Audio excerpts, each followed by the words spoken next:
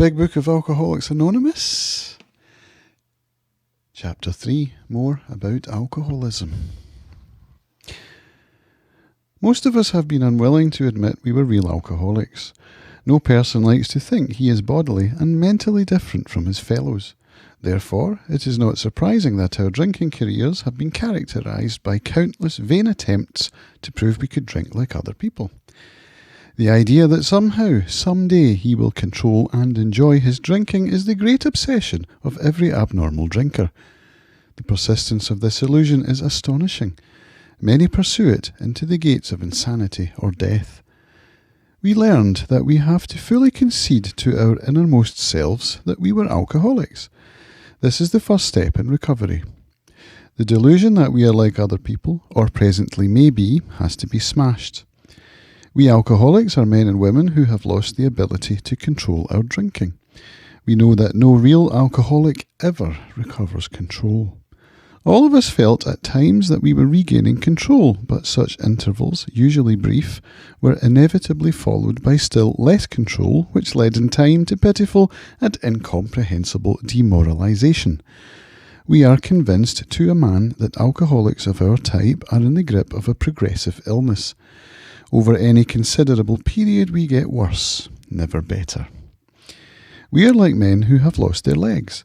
They never grow new ones. Neither does there appear to be any kind of treatment which will make alcoholics of our kind like other men. We have tried every imaginable remedy. In some instances there has been brief recovery, followed always by a still worse relapse. Physicians who are familiar with alcoholism agree there is no such thing as making a normal drinker out of an alcoholic. Science may one day accomplish this, but it hasn't done so yet. Despite all we can say, many who are real alcoholics are not going to believe they are in that class. By every form of self-deception and experimentation, they will try to prove themselves exceptions to the rule, therefore non-alcoholic. If anyone who is showing inability to control his drinking can do the right about face and drink like a gentleman, our hats are off to him. Heaven knows we have tried hard enough and long enough to drink like other people. Here are some of the methods we have tried. Drinking beer only, limiting the number of drinks, never drinking alone, never drinking in the morning, drinking only at home, never having it in the house, never drinking during business hours, drinking only at parties, switching from scotch to brandy, drinking only natural wines, agreeing to resign if ever drunk on the job, taking a trip, not taking a trip, swearing off forever, with and without a solemn oath, taking more physical exercise, reading inspirational books, going to health farms and sanitariums, accepting voluntary commitment to asylums. We could increase the list ad infinitum. We do not like to pronounce any individual as alcoholic, but you can quickly diagnose yourself. Step over to the nearest bar room and try some controlled drinking. Try to drink and stop abruptly. Try it more than once. It will not take long for you to decide if you are honest with yourself about it. It may be worth a bad case of jitters if you get a full knowledge of your condition. Though there is no way of proving it, we believe that early in our drinking careers most of us could have stopped drinking. But the difficulty is that few alcoholics have enough desire to stop while there is yet time. We have heard of a few instances where people who showed definite signs of alcoholism were able to stop for a long period because of an overpowering desire to do so. Here is one. A man of 30 was doing a great deal of spree drinking. He was very nervous in the morning after these bouts and quieted himself with more liquor. He was ambitious to succeed in business, but saw that he would get nowhere if he drank at all. Once he started, he had no control whatever. He made up his mind that until he had been successful in business and had retired, he would not touch another drop. An exceptional man, he remained bone dry for 25 years and retired at the age of 55 after a successful and happy business career. Then he fell victim to a belief which practically every alcoholic has, that his long period of sobriety and self-discipline had qualified him to drink as other men. Out came his carpet slippers and a bottle. In 2 months, he was in a hospital, puzzled and humiliated. He tried to regulate his drinking for a while, making several trips to the hospital meantime. Then, gathering all his forces, he attempted to stop altogether and found he could not. Every means of solving his problem which money could buy was at his disposal. Every attempt failed. Though a robust man at retirement, he went to pieces quickly and was dead within 4 years. This case contains a powerful lesson. Most of us have believed that if we remained sober for a long stretch, we could thereafter drink normally. But here is a man who, at 55 years, found he was just where he had left off at 30. We have seen the truth demonstrated again and again. Once an alcoholic, always an alcoholic. Commencing to drink after a period of sobriety, we are in a short time as bad as ever. If we are planning to stop drinking, there must be no reservation of any kind, nor any lurking notion that someday we will be immune to alcohol. Young people may be encouraged by this man's experience to think that they can stop as he did, on their own willpower. We doubt if many of them can do it because none will really want to stop, and hardly one of them, because of the peculiar mental twist already acquired, will find he can win out. Several of our crowd, men of 30 or less, had been drinking only a few years, but they found themselves as helpless as those who had been drinking 20 years. To be gravely affected, one does not necessarily have to drink a long time, nor take the quantities some of us have. This is particularly true of women. Potential female alcoholics often turn into the real thing and are gone beyond recall in a few years. Certain drinkers who would be generally insulted if called alcoholics are astonished at their inability to stop. We who are familiar with the symptoms see large numbers of potential alcoholics among young people everywhere, but try and get them to see it. As we look back, we feel we had gone on drinking many years beyond the point where we could quit on our willpower. If anyone questions whether he has entered this dangerous area, let him try leaving liquor alone for 1 year. If he is a real alcoholic and very far advanced, there is scant chance of success. In the early days of our drinking, we occasionally remained sober for a year or more, becoming serious drinkers again later. Though you may be able to stop for a considerable period, you may yet be a potential alcoholic. We think few to whom this book will appeal can stay dry anything like a year. Some will be drunk the day after making their resolutions, most of them within a few weeks. For those who are unable to drink moderately, the question is how to stop altogether. We are assuming, of course, that the reader desires to stop.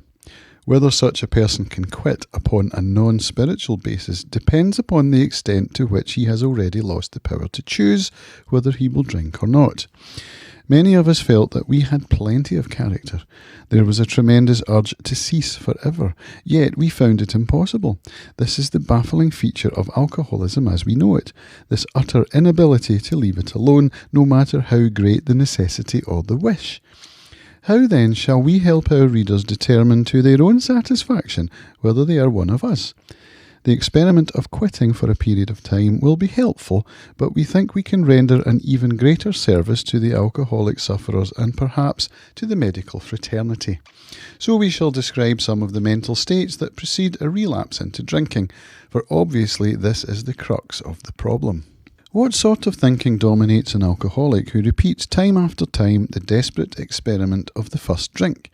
Friends who have reasoned with him after a spree which has brought him to the point of divorce or bankruptcy are mystified when he walks directly into a saloon. Why does he? Of what is he thinking? Our first example is a friend we shall call Jim. This man has a charming wife and family. He inherited a lucrative automobile agency. He had a commendable World War record. He is a good salesman. Everybody likes him. He is an intelligent man, normal so far as we can see, except for a nervous disposition. He did no drinking until he was 35. In a few years he became so violent when intoxicated that he had to be committed. On leaving the asylum, he came into contact with us. We told him what we knew of alcoholism and the answer we had found. He made a beginning. His family was reassembled and he began to work as a salesman for the business he had lost through drinking. All went well for a time, but he failed to enlarge his spiritual life. To his consternation, he found himself drunk 6 times in rapid succession. On each of these occasions, we worked with him, reviewing carefully what had happened. He agreed he was a real alcoholic and in a serious condition.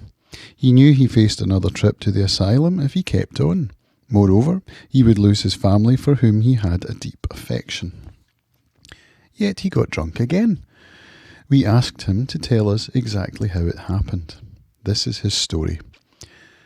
I came to work on a Tuesday morning. I remember I felt irritated that I had to be a salesman for a concern I once owned. I had a few words with the boss, but nothing serious.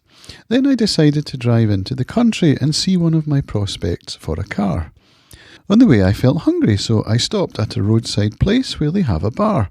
I had no intention of drinking. I just thought I would get a sandwich. I also had the notion that I might find a customer for a car at this place, which was familiar for I had been going to it for years. I had eaten there many times during the months I was sober. I sat down at a table and ordered a sandwich and a glass of milk. Still no thought of drinking. I ordered another sandwich and decided to have another glass of milk. Suddenly, the thought crossed my mind that if I were to put an ounce of whisky in my milk, it couldn't hurt me on a full stomach. I ordered a whisky and poured it into the milk. I vaguely sensed I was not being any too smart, but felt reassured as I was taking the whisky on a full stomach. The experiment went so well that I ordered another whisky and poured it into more milk. That didn't seem to bother me, so I tried another. Thus started one more journey to the asylum for Jim. Here was the threat of commitment, the loss of family and position, to say nothing of that intense mental and physical suffering which drinking always caused him. He had much knowledge about himself as an alcoholic, yet all reasons for his drinking were easily pushed aside in favour of the foolish idea that he could take whisky if only he mixed it with milk. Whatever the precise definition of the word may be, we call this plain insanity. How can such a lack of proportion of the ability to think straight be called anything else? You may think this an extreme case. To us, it is not far-fetched, for this kind of thinking has been characteristic of every single one of us. We have sometimes reflected more than Jim did upon the consequences. But there was always the curious mental phenomenon that, parallel with our sound reasoning, there inevitably ran some insanely trivial excuse for taking the first drink. Our sound reasoning failed to hold us in check. The insane idea won out. Next day we would ask ourselves in all earnestness and sincerity how it could have happened. In some circumstances we have gone out deliberately to get drunk, feeling ourselves justified by nervousness, anger, worry, depression, jealousy, or the like. But even in this type of beginning, we are obliged to admit that our justification for a spree was insanely insufficient in the light of what always happened. We now see that when we began to drink deliberately, instead of casually, there was little serious or effective thought during the period of premeditation of what the terrific consequences might be. Our behaviour is as absurd and incomprehensible with respect to the first drink as that of an individual with a passion for, say, jaywalking. He gets a thrill out of skipping in front of fast-moving vehicles. He enjoys himself for a few years in spite of friendly warnings. Up to this point, you would label him as a foolish chap having queer ideas of fun. Luck then deserts him and he is slightly injured several times in succession. You would expect him, if he were normal, to cut it out. Presently he is hit again, and this time has a fractured skull. Within a week after leaving the hospital, a fast-moving trolley car breaks his arm. He tells you he has decided to stop jaywalking for good, but in a few weeks he breaks both legs. On through the years this conduct continues, accompanied by his continual promises to be careful or to keep off the streets altogether. Finally, he can no longer work, his wife gets a divorce, and he is held up to ridicule. He tries every known means to get the jaywalking idea out of his head. He shuts himself up in an asylum, hoping to mend his ways. But the day he comes out, he races in front of a fire engine, which breaks his back. Such a man would be crazy, wouldn't he? You may think our illustration is too ridiculous. But is it? We who have been through the ringer have to admit if we substituted alcoholism for jaywalking, the illustration would fit us exactly. However intelligent we may have been in other respects, where alcohol has been involved, we have been strangely insane. It's strong language, but isn't it true? Some of you are thinking, yes, what you tell us is true, but it doesn't fully apply. We admit we have some of these symptoms, but we have not gone to the extremes you fellows did, nor are we likely to, for we understand ourselves so well after what you have told us that such things cannot happen again. We have not lost everything in life through drinking, and we certainly do not intend to. Thanks for the information. That may be true of certain non-alcoholic people who, through drinking foolishly and heavily at the present time, are able to stop or moderate, because their brains and bodies have not been damaged as ours were. But the actual or potential alcoholic, with hardly an exception, will be absolutely unable to stop drinking on the basis of self-knowledge. This is a point we wish to emphasise and re-emphasise, to smash home upon our alcoholic readers as it has been revealed to us out of bitter experience. Let us take another illustration. Fred is partner in a well-known accounting firm. His income is good, he has a fine home, is happily married and the father of promising children of college age. He has so attractive a personality that he makes friends with everyone. If ever there was a successful businessman, it is Fred. To all appearance, he is a stable, well-balanced individual. Yet, he is alcoholic. We first saw Fred about a year ago in a hospital where he had gone to recover from a bad case of jitters. It was his first experience of this kind and he was much ashamed of it. Far from admitting he was an alcoholic, he told himself he came to the hospital to rest his nerves. The doctor intimated strongly that he might be worse than he realised. For a few days he was depressed about his condition. He made up his mind to quit drinking altogether. It never occurred to him that perhaps he could not do so, in spite of his character and standing. Fred would not believe himself an alcoholic, much less accept a spiritual remedy for his problem. We told him what we knew about alcoholism. He was interested and conceded that he had some of the symptoms, but he was a long way from admitting that he could do nothing about it himself. He was positive that this humiliating experience, plus the knowledge he had acquired, would keep him sober the rest of his life. Self-knowledge would fix it. We heard no more of Fred for a while. One day we were told that he was back in the hospital. This time he was quite shaky. He soon indicated he was anxious to see us. The story he told us is most instructive, for here was a chap absolutely convinced he had to stop drinking, who had no excuse for drinking, who exhibited splendid judgment and determination in all his other concerns, yet was flat on his back nevertheless. Let him tell you about it. I was much impressed with what you fellows said about alcoholism, and I frankly did not believe it would be possible for me to drink again. I rather appreciated your ideas about the subtle insanity which precedes the first drink, but I was confident it could not happen to me after what I had learned. I reasoned I was not so far advanced as most of you fellows, that I had been usually successful in licking my other personal problems, and that I would therefore be successful where you men had failed. I felt I had every right to be self-confident, that it would be only a matter of exercising my willpower and keeping on guard. In this frame of mind, I went about my business, and for a time all was well. I had no trouble refusing drinks and began to wonder if I had not been making too hard work of a simple matter. One day I went to Washington to present some accounting evidence to a government bureau. I had been out of town before during this particular dry spell, so there was nothing new about that. Physically, I felt fine. Neither did I have any pressing problems or worries. My business came off well, I was pleased and knew my partners would be too. It was the end of a perfect day, not a cloud on the horizon. I went to my hotel and leisurely dressed for dinner.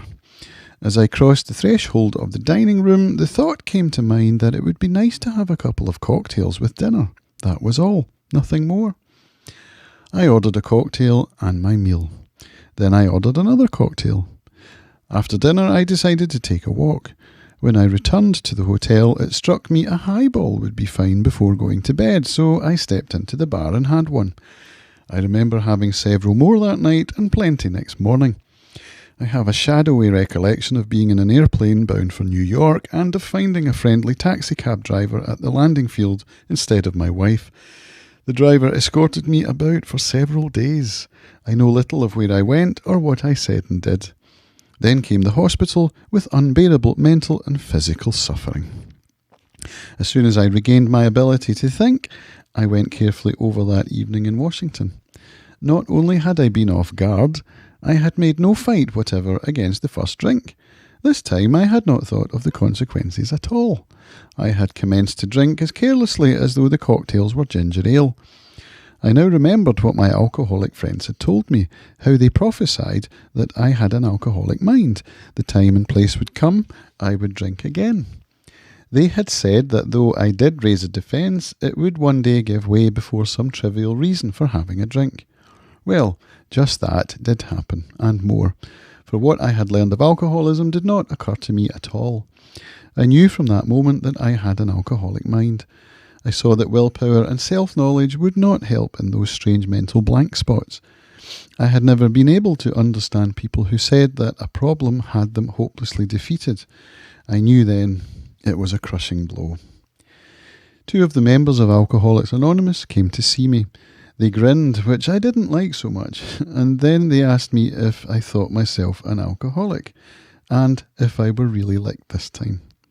I had to concede both propositions.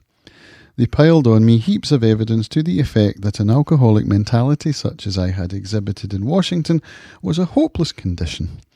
They cited cases out of their own experience by the dozen. This process snuffed out the last flicker of conviction that I could do the job myself. Then they outlined the spiritual answer and programme of action which 100 of them had followed successfully. Though I had been only a nominal churchman, their proposals were not intellectually hard to swallow. But the programme of action, though entirely sensible, was pretty drastic. It meant I would have to throw several lifelong conceptions out of the window. That was not easy. But the moment I made up my mind to go through with the process, I had the curious feeling that my alcoholic condition was relieved, as in fact it proved to be. Quite as important was the discovery that my spiritual principles would solve all my problems. I have since been brought into a way of living infinitely more satisfying and, I hope, more useful than the life I lived before. My old manner of life was by no means a bad one, but I would not exchange its best moments for the worst I have now. I would not go back to it, even if I could. Fred's story speaks for itself. We hope it strikes home to thousands like him. He had felt only the first nip of the ringer. Most alcoholics have to be pretty badly mangled before they really commence to solve their problems. Many doctors and psychiatrists agree with our conclusions. One of these men, a staff member of a world-renowned hospital, recently made this statement to some of us. What you say about the general hopelessness of the average alcoholic's plight is, in my opinion, correct.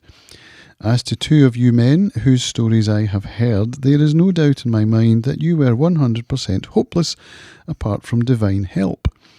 Had you offered yourselves as patients at this hospital, I would not have taken you, if I had been able to avoid it. People like you are too heartbreaking. Though not a religious person, I have profound respect for the spiritual approach in such cases as yours. For most cases, there is virtually no other solution. Once more, the alcoholic at certain times has no effective mental defence against the first drink. Except in a few rare cases, neither he nor any other human being can provide such a defence. His defence must come from a higher power. So there you go, that's the story of Jim. The milk and the whiskey story, that always sticks in my mind. And the highball, because I had no idea what a highball was, and that's why that stays in my head. It's interesting because when it talked about the ridiculousness of the whiskey and the milk story, and then it goes on to say, some of you may think this ridiculous. No, that was the jaywalking, wasn't it? Yeah, the jaywalking thing, which, I mean, come on, it is ridiculous. But they're trying to make a point that alcoholics continually damage themselves and then think that the next time's going to be different. It's a crazy, crazy illness. Yeah, it talks about the mental defence against the first drink. This is kind of the key for me in getting sober.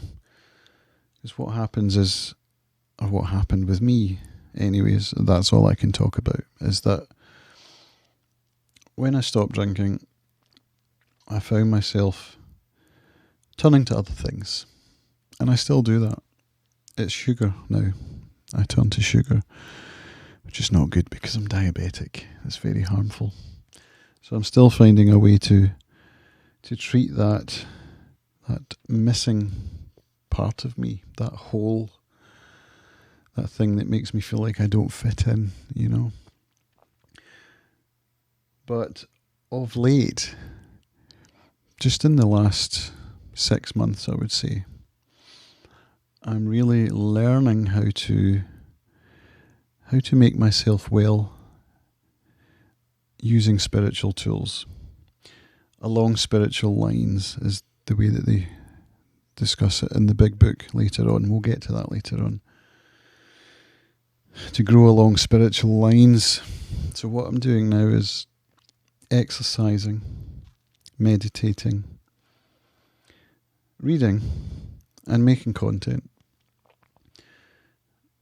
This week, there were a couple of occasions where I felt really out of sorts, emotionally unwell, and I was able to get myself out of it through exercise and through making content.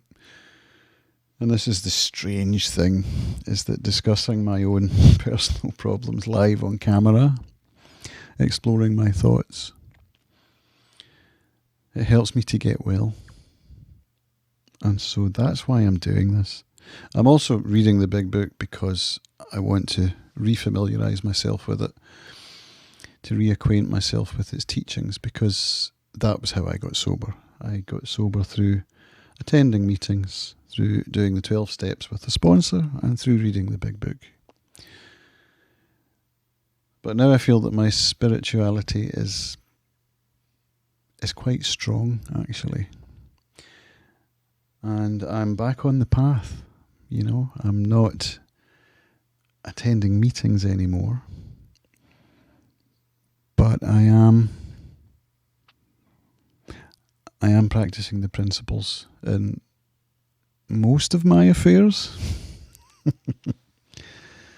Not all of my affairs, but I am working the steps now. When I am wrong, I try promptly to admit it. That's a big one. That's working for me. And continuing to take personal inventory. That's a thing I'm doing every day. Meditation, improving my conscious contact with God. I'm doing all these things now every day. And I think making content about that, publishing it here online, is really helping me to keep my head in the recovery space, to remind myself that I am unwell. I am an addict. And I can't do this on my own. And that's today's message, I think, having just read the chapter more on alcoholism from the big book. You know, its message is clear. I need to have a spiritual defence against the first drink, or the first whatever it might be, the first bad behaviour that's addictive in its nature, you know, to do the right thing, to keep myself well. So yeah, I enjoyed reading that. I did. And I hope that you enjoyed listening to it. If you want to subscribe to the channel, you'll get the rest of the chapter as I go through the book, which will hopefully be, you know, the next 6 weeks, 8 weeks, something like that. We'll hammer through the book, we'll publish them, and we can chat about it. Bye for now.